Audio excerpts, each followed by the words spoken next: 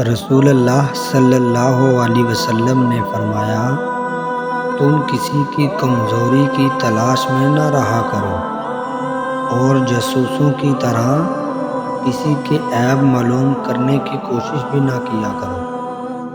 اگر لوگوں کو فجر اور عشاء کی نماز کا ثواب معلوم ہو جائے تو گھٹنوں کے بل گھسیٹتے ہوئے مسجد میں آئیں گے۔ نبی کریم صلی اللہ علیہ وسلم نے بیویوں کی کمزوری تلاش کرنے سے منع فرمایا ہے۔ رسول اللہ صلی اللہ علیہ وسلم نے ارشاد فرمایا، میری چاہت اور خواہش ہے کہ میری امت کے ہر فرد کے دل میں سورۃ یاسین ہو۔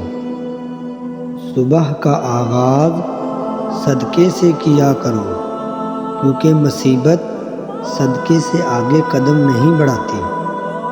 جب تم بیمار کے پاس جاؤ تو اس سے اپنے لیے دعا کی طلب کرو۔